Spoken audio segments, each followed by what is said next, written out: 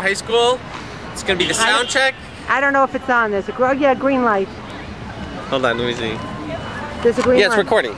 Okay, should we start again or? It's fine. Keep going. I can edit it. Okay. I'm a little nervous. All right, enough said. Cut, Let's go cut, cut. Now you just press the button.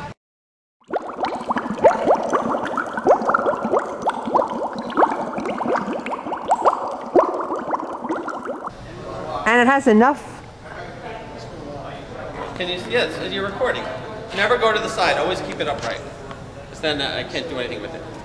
Class of '82.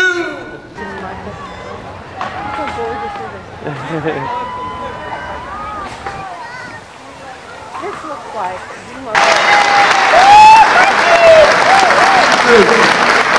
Dwight, hi everybody. Class of '82. Mike Dermansky. In 25 years, I have some really good news. I finally finished Moby Dick, so I have my paper for Mr. Bennett. I guess I've been kind of keeping to myself for 25 years. You know, the reunions, I don't go to any of them. It's just so nerve-wracking. Maybe if they call them support groups. I've never been on the stage in my whole life. I've always been the principal. Guys, principal, you remember from the word pal, principal. But he never seemed happy. He's always like this. Quiet everybody, quiet everybody. Just want everyone to be quiet. Quiet, please. Teachers in the aisles, teachers in the aisles. Teachers in the, all right, quiet, all right, fine, I have all day. I can wait, I have all day. I can wait until your parents retire, move to Boca. There's nothing going on in my life. I added that last part on. I didn't.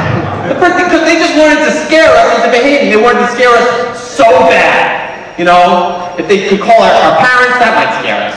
Or, what's that noise? Something going on. If they could scare our parents, that would scare us. Or, if they could light themselves on fire and put it out as that might scare us. But nothing would scare us. Finally, they just took a field trip. They took us to Northern State Penitentiary. Remember that? Newark. We talked to the prisoners. They set us straight. They told us if we misbehaved. This is what would happen to you. This is what would happen. They scared us straight. Remember? Scared straight. They left me in the joint for a little bit. They called it back then the joint. I don't know. They're always, you know. And it was strange. Our school, I remember we didn't have school dances because there were a lot of great dancers. It wasn't like a footloose thing. They were just scared of the fight with the kids from Teaneck and Hackensack. Remember that? Yeah, they in the house and they're gonna frisk me up. I know. You know, I'm a white guy, I never really got anything going. Now I kind of dance like Ellen, I could have used... I feel like Ellen all of a sudden. My God. You know, and it was such a weird time growing up trying to be a man.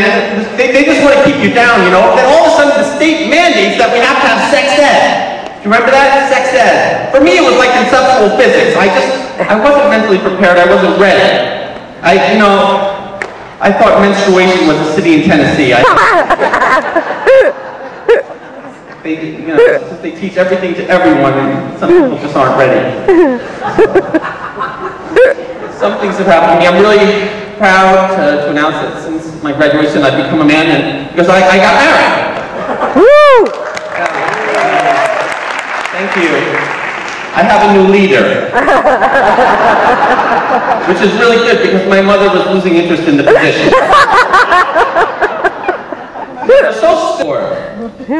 I'm a big proponent of married life because men have a choice in life. You can become a married man or a life bachelor, a long-time bachelor, which is dangerous, a bachelor, to be a bachelor. I mean, you could go anywhere from being George Clooney or the Unabomber. And I think I would tend more towards the Unabomber. I'm not as mean as the Unabomber, so I would kind of be the Uniflorist. You'd come home and there would be a bouquet of roses with a note. You knew I was in pain, you could have reached out to help me, but you chose to ignore me. Enjoy your life.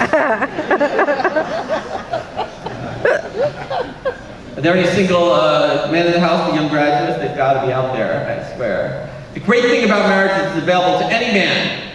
There's no husband requirement test. No SAT. There's no nothing. I just use my Jersey driver's license. Basically, the federal government saying if you can parallel park, if you can move your car in between two cars at a 45-degree angle, then you are husband material. Honey, the bank has foreclosed on our loan, our house is going to be put up on auction. Oh, did you see the parking spot I got? I want people to believe in me, you know, but people believe in the weirdest things today.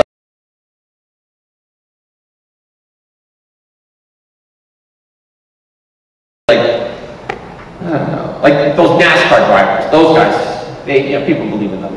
They've got sponsorship names on their cars. They've got Home Depot believes in them. STP and Kellogg's, all these companies, they have their own sponsorship jackets. STP, Kellogg's, Home Depot. My sponsorship jacket reads, Mommy, Aunt Pearl, the Dwight Morrow High School Alumni Association. Michael came back. Strange. He's back.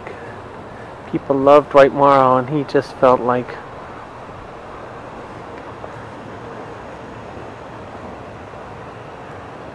abandoned, like it didn't really happen. I'm gonna play football. Mom was scared I'd get hurt.